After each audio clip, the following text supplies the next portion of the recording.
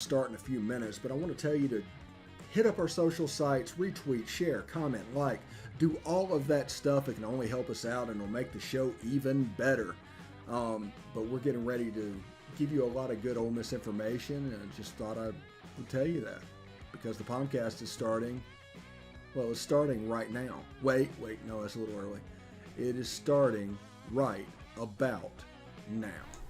All right. Good morning. Sorry about that little false start at the beginning. Wanted to get the titling correct. Had to go back and redo that real quick, and I forgot to do that this morning. So it was one of those days, a busy weekend.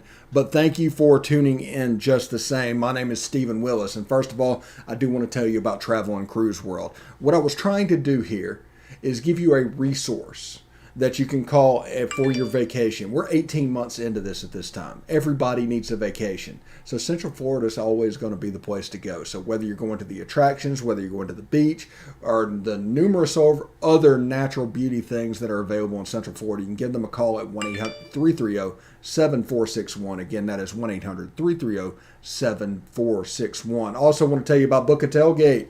That is Take It to the Grove. They can hook you up with your tailgate, get you an extra tent if more people's coming than you're expecting. They can hook you up with basically storing your own tailgating stuff. They can rent you what you need. They can even pick up your catering. So that's bookatailgate.com. Again, that is bookatailgate.com, 662-701-1177. I also want to tell you about La Terrain watches. They are the gold standard out there of watches. So if you're looking for luxury watches at an affordable price, they are the watch for you. You can hook them up by putting promo code POMcast at checkout and get a 10% discount. So you can do that as well. If you want to watch the show, you can catch us on Twitter at the Stephen Willis and at Old Positively. On Facebook, we're facebook.com/POMcast. YouTube, Positively Ole Miss. You can not only tell that we're streaming, you can tell what we're streaming about if you subscribe and hit the bell. And of course, we're on Twitch at Positively Ole Miss. So thank you very much for joining us today. And I want to put a little bit of bow in the Bama game. And I think that utterly that's a positive situation. If people looking at going into the number one team in the country and getting a win on the road as a 15-point underdog, that is a rare and that is probably unrealistic expectations.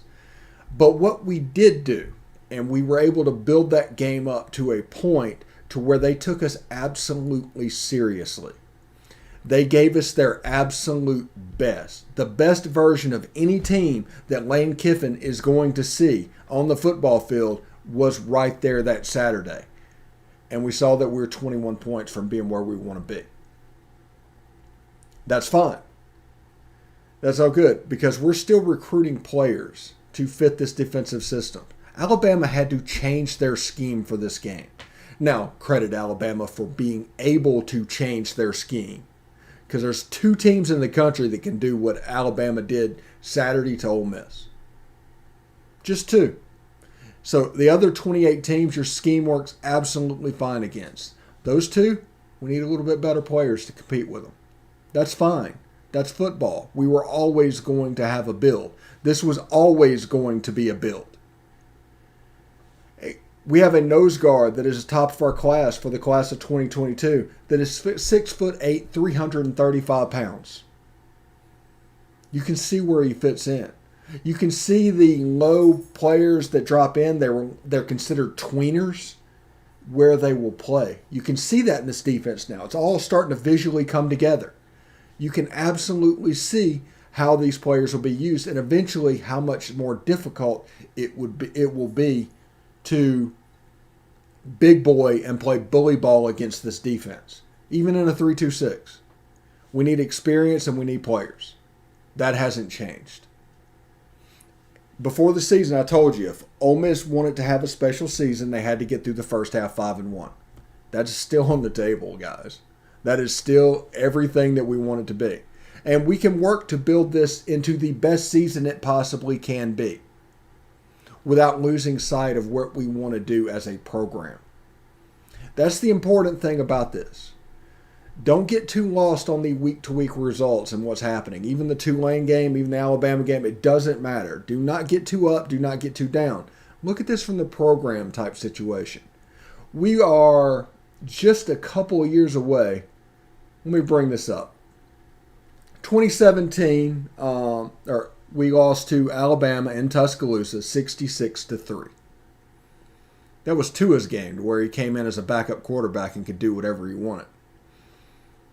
In 2018, we lost 62-7. In 2019, 59-31. Last year, we lost 63-48. So defensively, out of the last 5 years, we'll just say out of the last 5 years, we've given up over 60 points to Alabama. Last year, they gained over 700 yards, and I think they were 7 yards short of having a perfect game. I mean, that's the level of resistance that we put up in that game. And if you listen to those results going into that 63-48 game, you weren't getting Alabama's best. That's the scary part. They were hanging 66 or 62 on you without giving you their best. Because there's 4 and 5 stars all over the field. It's a good team. It's a really good team. There's 2 teams in college football right now, and then there's everybody else. It's them and it's Georgia. We knew that going into the game. But if you look at those scores and everything, drop down to the 42-21. Last year we gave up 720-something yards or something like that. This year we gave up like 450. More respectable. Last year we gave up 63 points. This year we gave up 42. More respectable. Last year we lost by 15. This year we lost by 21. But the feeling, I don't know, there's some people maybe that the emotional immaturity comes into play or something like that. There were people that were genuinely expecting to win this game. And to win this game, everything had to go right for Ole Miss. And it didn't. And he's won more national championships than anybody, people. There's nothing to be upset about this game. This game puts you exactly where you plan to be. Even in the best of best case situations, this result puts you exactly where you want to be. So it's fine. It's fine. Now, I have seen people criticizing the going for it, and then it turned into an analytics slap fight online. If you're not reading it, congratulations. You know, that's the best thing I can say. But what this is pointing out, there's a whole bunch of people that make their living analyzing college football that don't know how analytics work, that are trying to lean on them too much. You will hear over and over again, and even Lane tweeted this out, but I don't blame him from doing that because he needs this to be the case. If this becomes the overwhelming ring, his spin wins. But they say that going forward on 4th down in those situations provides you the best chance to win, which is probably true if you go by the numbers, if you get it. If you do not get it, it functions like a turnover, and the other team's probability of winning shoots up. When we went forward on our own 30-yard line, when Lane kind of panicked just a little bit, and that's okay. It's the biggest. This is the biggest game in several years. We haven't had a crowd like this since 2019. It's fine. It's all good. And I am a fan of going for it and doing this, but not for a different reason. For a different reason than the analytics. I'll explain that in a minute. But you can see the win probability from Alabama go from 84% to 90% when we did not get that 4th down. So their analytics say their probability for winning goes up by us going for it and not getting it. Our probability of winning goes up by us going for it and getting it. See, it's not necessarily going for it on 4th down that affects the probability. It just provides an inflection point of the game where the probability skews one way or the other. And we go for it so many times that affects the ways the defense calls the game. There's not many teams that can do to us what Alabama did Saturday.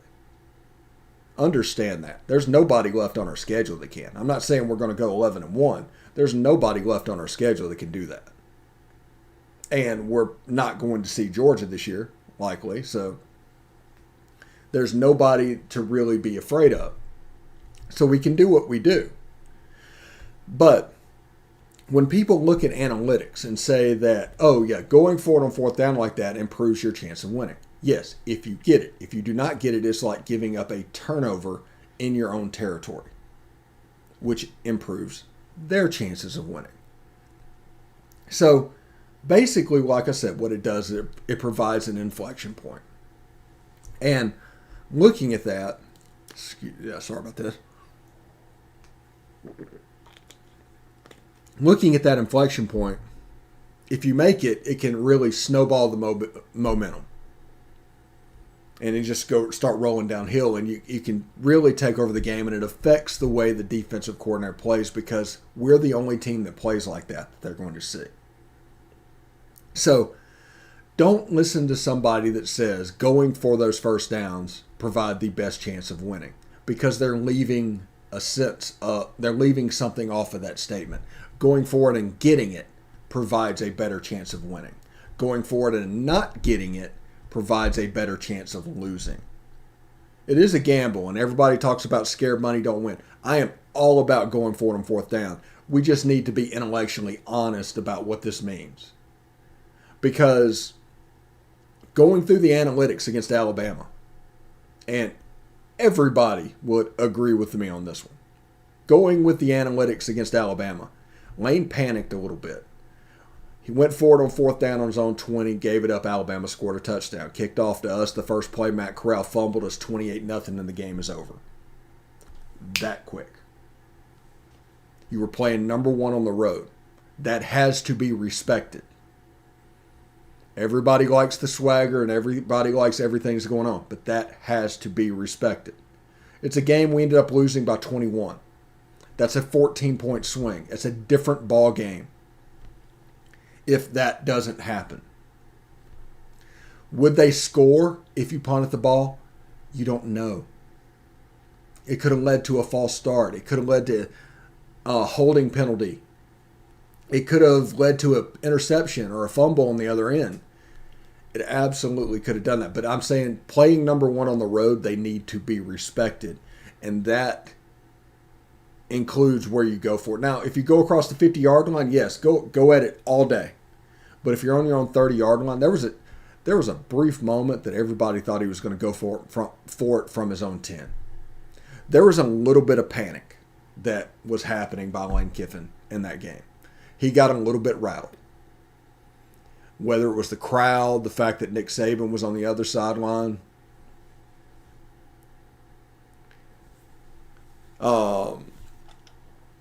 whatever, he got a little bit rattled. And that's fine. This is a game that we were not expected to win. Anybody that tries to play the we were expected to win card is being intellectually dishonest. We were 15-point dogs playing number one on the road.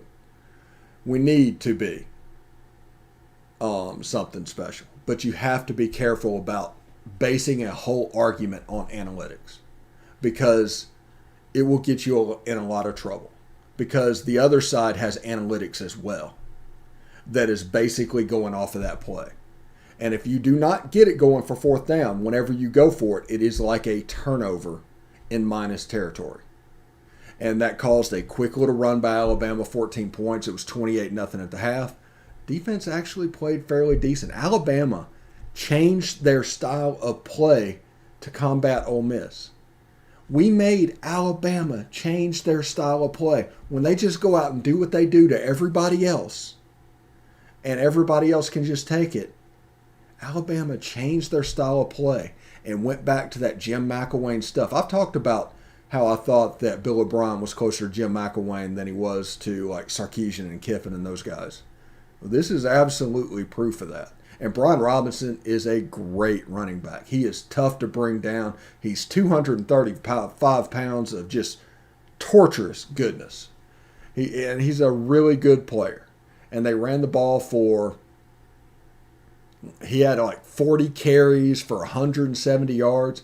I mean, his yards per carry weren't outlandish to begin with. But I just want people to have an understanding of what happened Saturday.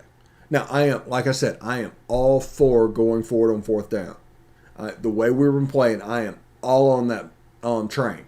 But if we do not get the first down, understand that analytically that gives us a less chance to win the game, and it gives them a better chance to win the game. Against 98% of the teams in college football, we're okay in that trade-off. Giving Alabama the ball on the 30-yard line,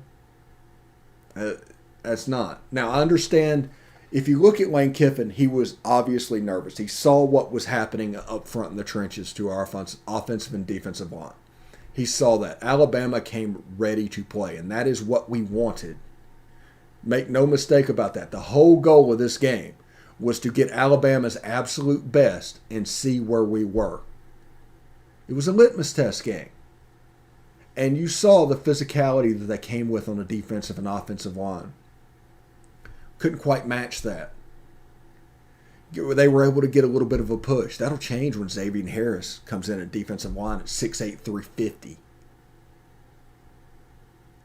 And all of a sudden, Tywan Malone's playing one of the defensive end positions. You probably have Cedric Johnson on the other. That's essentially a three technique playing out wide with the great feet. Then you look at like Austin Keys and all that. Played really well at linebacker. Played really well as a young guy. And in the defensive secondary, Tysheem Johnson played really well. It is there. It is there. They're growing. They need to get a little bit older, but they are probably 2 years away from having a dominant defense. Period. And that is to go with offense. Everybody's like, well, we need to do everything this year because of our quarterback. Yeah, maybe, but people also spent the whole offseason talking about the loss of Elijah Moore and how that would affect us. I think we need a tight end. If we had a tight end this year, like Chase Rogers had a big game against Alabama, I think we would have had a better game against Alabama. I think that is a weakness position for teams going against Alabama is the tight end position. Hudson Wolf wasn't quite ready to do that. He will. I like Luke Altmaier, genuinely. I think he's going to be a good quarterback. And when he throws the ball, I saw him in the spring game, and I've seen him throwing a couple of passes. Get a little nervous going in there. He's got a little nerves. That's going to calm down. But I think he's going to do fine at the quarterback position. And you're building up talent around him. This is going to look a lot like Texas A&M looked with Jimbo with Kellen Mond. Kellen Mond really struggled his first year. But then as talent built up around him, he got better and better and better again. And then we're recruiting, Arch Manning, possibly the kid from Utah for the 2022 class. I'm excited about that. I don't play the recruiting game too much for that reason. But this game utterly is a positive. That there's no other way you can take it. This game is a positive. We saw the best they have. They gave us their absolute best. I told you the scores. They have scored over the past 5 years against us. They have scored 66, 62, and 63. The other year they scored 59, so 1 point away from 60. They're 1 point away from 4 straight years scoring 60 points on you. We're not quite there, but we're getting there. 42-21, taking Alabama's absolute best instead of 62-3 or whatever, with them just kind of overlooking you and just basically scheming what's going on. It's a big difference. We're almost there. Now, like I said, we need to continue playing aggressively like we play. Absolutely. But understand in games like this how they can swing if you don't get it. It is an analytic loss to not pick up a first down on your own 30. Alabama's chance of winning rose 10 percentage points by us not converting that fourth down. Now, if we get that fourth down, yes, absolutely, greater chance of winning because we still have the ball, still rolling. But it's just fair to understand what's going on because there are some people that just do not understand analytics. They just don't, for whatever reason. And they think it's a one-size thing and you can put it in a vacuum. It's like, hey, if we do all of this, we have a better chance of winning. No, you have to take the totality because they have analytics too. And your analytics affect their analytics. And they're number one in the country at home, a 16-point favorite, with pretty much. I really enjoyed watching Bryce Young play. Really did. He only threw for 200 yards or something like that. The defensive backfield did a fantastic job. We just need to get a little bit, fill it in on the run defense. Tysheem Johnson flashed in that game. Our number one breakout player to watch, he flashed in that game. I expect him against Arkansas and Tennessee to start showing up more and more. I expect the JUCOs. Jamon Gordon played some of that game, made some plays. I expect him to start flashing a little bit more and some regularity. Isaiah Aiton showed up in that game as well. So it'll be interesting to see. I'm looking forward to it, where this season goes. But 5-1 is, like, for a special season, is the minimum required. So we have to win Saturday against a team ranked 12th. We're 17th. If we win that game, we're going to move up in the polls. We might move back up. Might just flip them. It's also a game where Matt Corral last year threw 6 interceptions. He's going to be ready to play. He played rather well against Alabama. He played sneaky good, actually. There was just a couple of drops, a drop screen pass.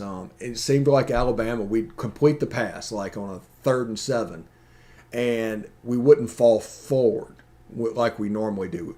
They played so physical, we fell backwards and ended up being a 4th and 1, which put us in those go for it type situations.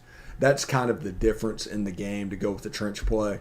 And Alabama played a really good game. They were up for this game, and we took their absolute best shot. We knew we weren't there. If they gave us that, we were going to be in trouble.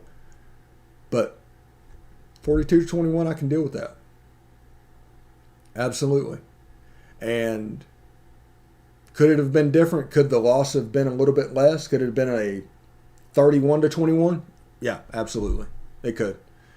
Plays were there to be made to do that, and they just didn't make them. That was the difference in this game. I don't think there was any world where we were winning that game as it played out, the way they came. Whenever they came completely up and they played clean and all of that happened in Alabama, because if Alabama plays clean, they can beat just about anybody. They can genuinely beat just about anybody. And they did. They came out and played clean. Bryce Young looked really good. There was a couple of touchdown passes where they found seams and holes, able to get through, that we didn't find into the second half.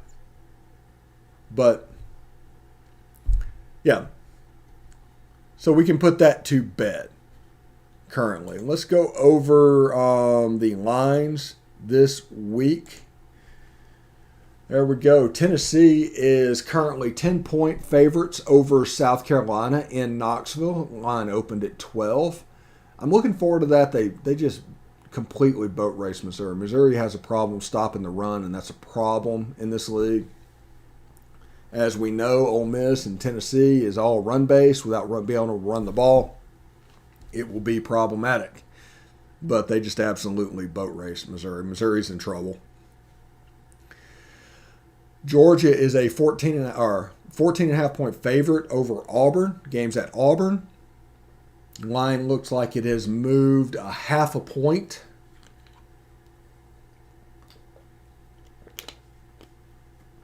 I think Auburn did a little fool's gold at LSU. I think LSU's not very good. They could potentially be 7th in the West this year. They beat Mississippi State. Then Mississippi State beat Texas A&M. That could be like a triumvirate down at the bottom. I don't know where Auburn sits, but Georgia's defense has given up 4 points a game. I'll say that again. Georgia's defense has given up 4 points a game.